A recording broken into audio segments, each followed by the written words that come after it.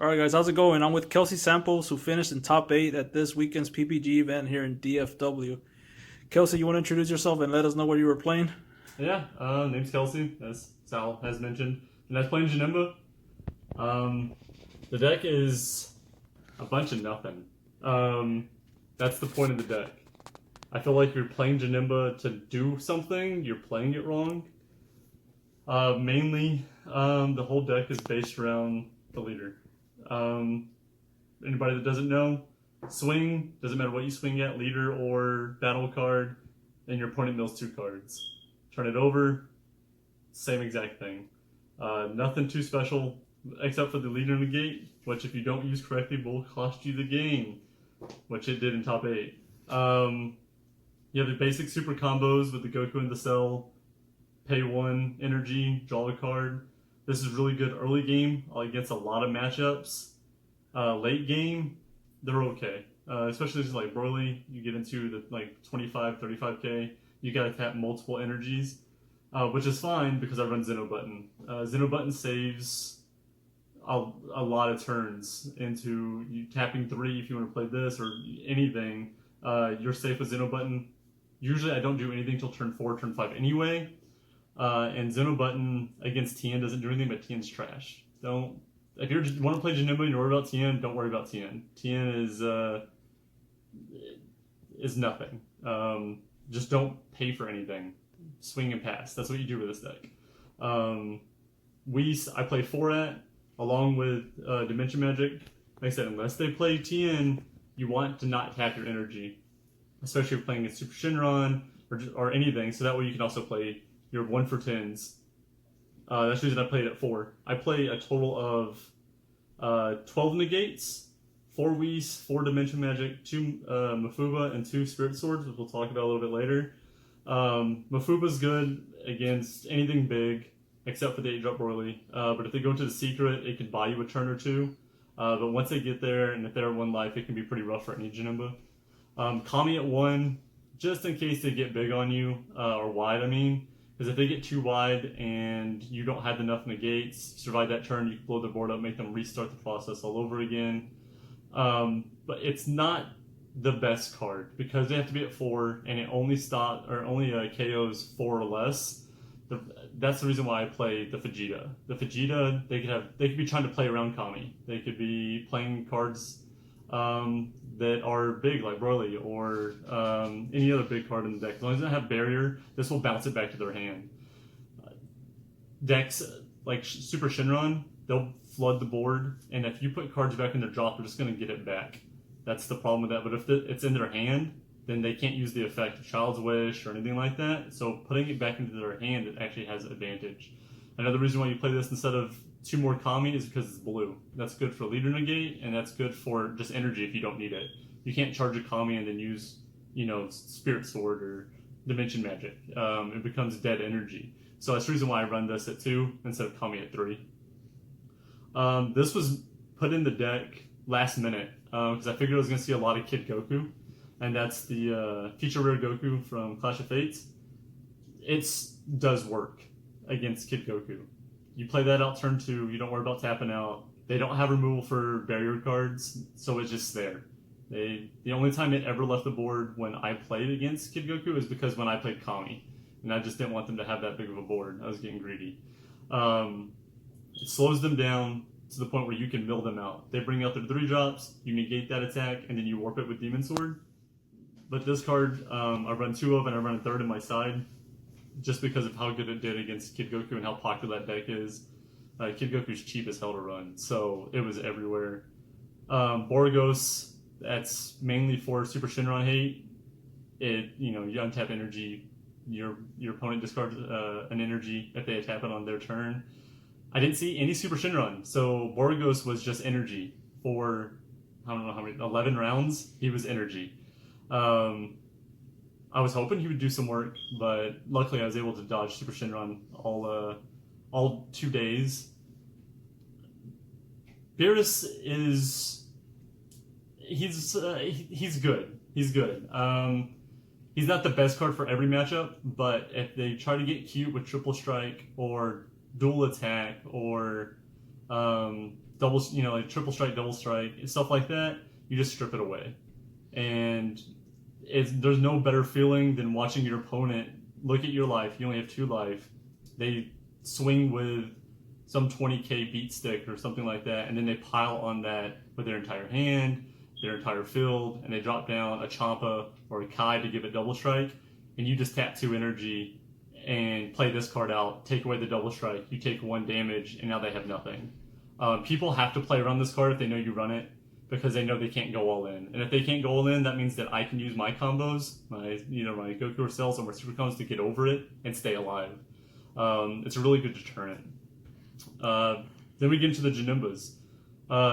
Childish Heart, you play that just in case you need to find anything else to mill out faster. I don't run the chain, and the reason I don't run the chain is because that's you doing something. You're playing the chain. Janemba's not meant to be played out like that. So I substituted the 4 or 3 for more negates. That was really important. So running 2 was just in case I ran against the mirror or something that I needed to warp. I know that I could play this demon sword, and this is pretty much 2 more demon swords for extra removal. Is pretty much what this card was. Reality Bender, it's pretty much a free Janemba. You pay 1, you can swing with it. Don't do a lot of swinging with my Janembas. But it's at the end of your turn, you mill 2. You don't mill 2, your opponent mills 2. It did a really good job against the mirror. I saw it. I only run 2. I don't run any extra on my side. But I saw it every mirror match that I played against, and the opponent left cards out for me. So I was able to play it out for 1 when they had 4 energy. Agent Janemba mills 3, draws your card and restands energy. That being able to play this card out on turn 5, Awakening on that same turn, so I would have now 4 energy open, play this out again, put this at the bottom of my deck, and then bring the same card out that I just warped to mill them 3, to mill them 6 that turn, not including my turn 2, my swing my leader to mill them out 2 for 8 total cards that turn, won me games against Janemba. It's a really smart play to bring this out after you already warped this, that same turn. You warped that, play this out, put this back underneath the deck to bring the same card out to the field. Mill your opponent 6. You put a card back underneath your deck. You don't have to thin your deck out by pulling out another Janemba piece, and just mill close to 10 cards out of their deck in 1 turn. It won me Janemba games in the mirror. Then there's Demon Sword. Warping a card is amazing, especially when you're going against like Broly or anything that gets real big, doesn't have barrier. Once you get rid of the 8-drop, if they have the secret, that's fine too, because more than often than not, they're not going to be at 1 life. So you get rid of that, the secret comes out, they discard their entire hand. Either they do it right then, or they let the 8 drop and they start the chain over again. Because most often than not, they don't want to discard their entire hand because they're not ready for the secret.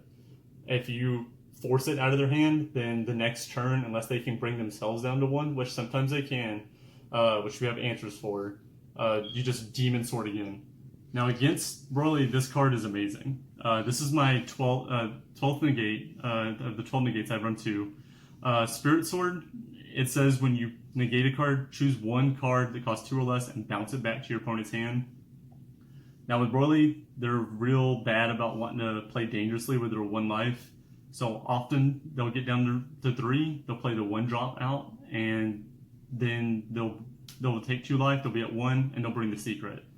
When that happens, all you have to do is play this out, and you bounce the 1 drop right back to their hand. It's game over for them. They have to take 1 damage, and they lose. I did this a couple times during the tournament, and Broly players don't like it. They read the card, they'll take a look at it, they're like, is that real? No one knows what this card does. It's really good not only against Broly, it's really good against Kid Goku, because it can bounce the 2-drop TNs or Goku Vegetas that they might be playing on the field. You don't necessarily want to bounce back the Krillins, because they'll just bring out another 2-drop from their drop. But it does work against Shinron if they're playing the Krillins or anything like that that do crit.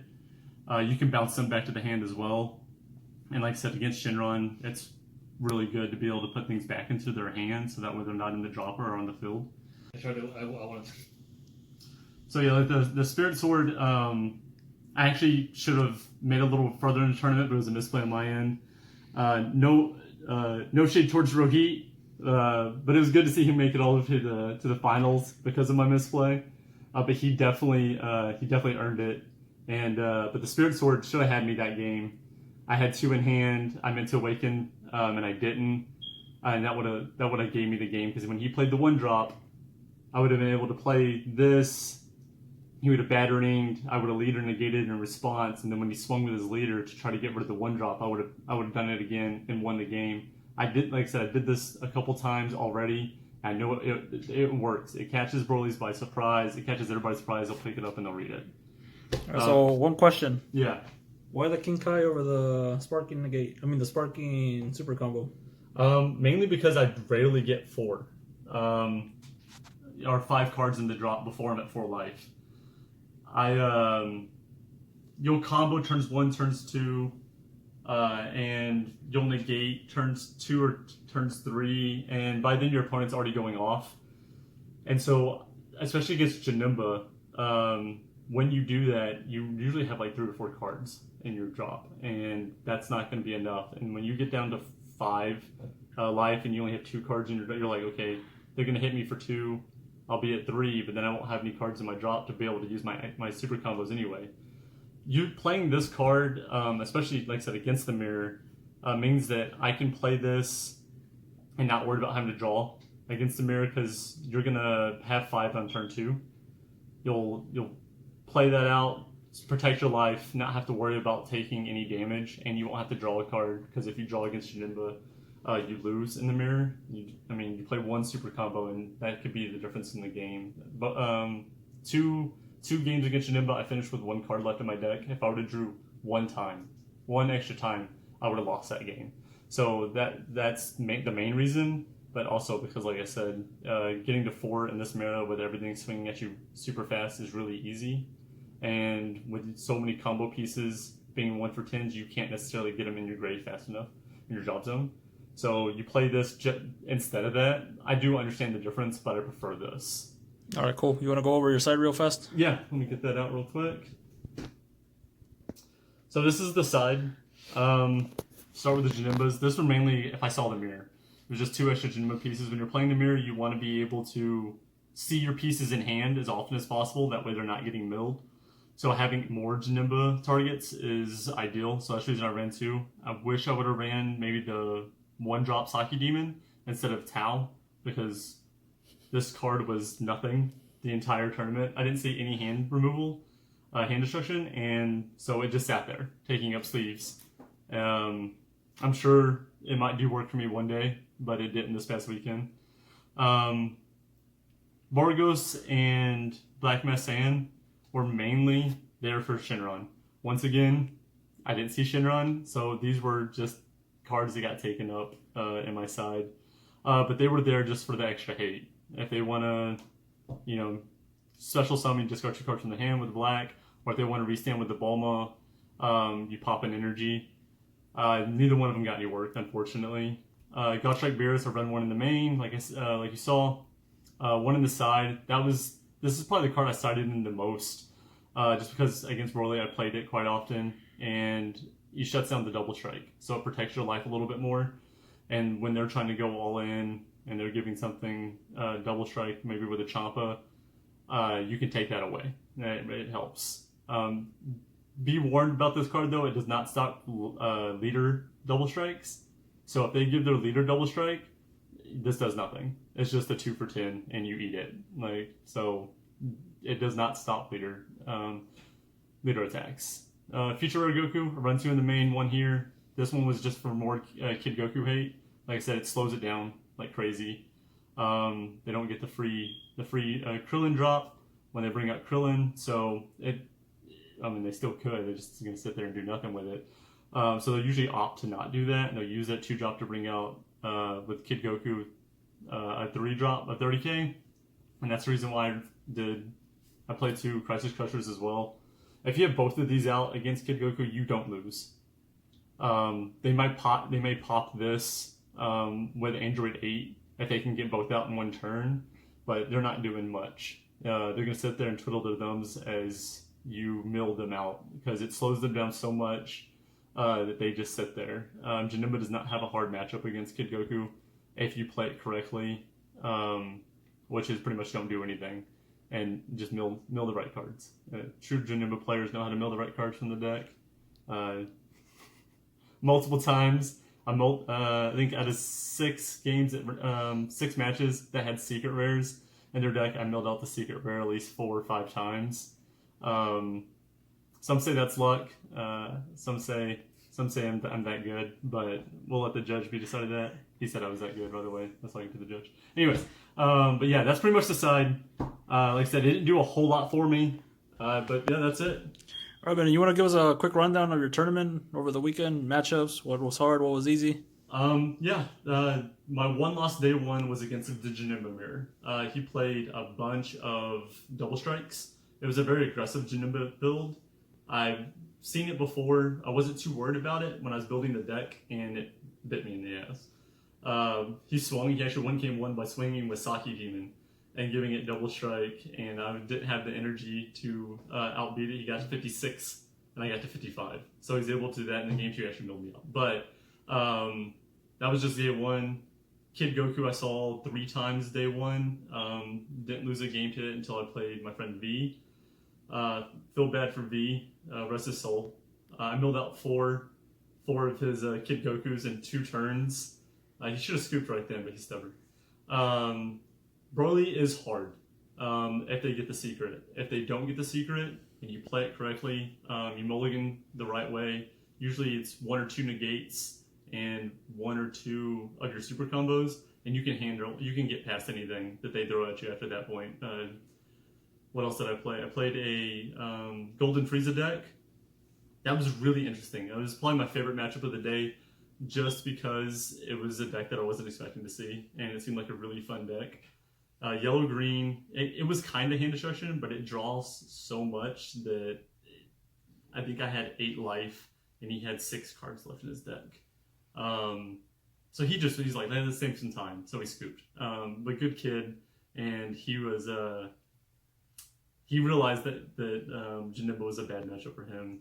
I didn't know how good of a matchup. I was reading every card he played because I didn't know what they did. What else did I play? I said Broly 3 times. I beat Broly all 3 times. I Spirit Sorted the last guy I played. He had some special words for the card after the match was over, but it was good overall. Day 2 opened up with the Janemba mirror. I thought I was going to lose that matchup because he played the chain and I didn't. And any Janemba deck that plays the chain against one that doesn't usually has the advantage. But he made some misplays by leaving cards on the field, so I was being able to play the Reality Bender for 1, and then bringing out Demon Sword after it on top. Really made the difference in that game.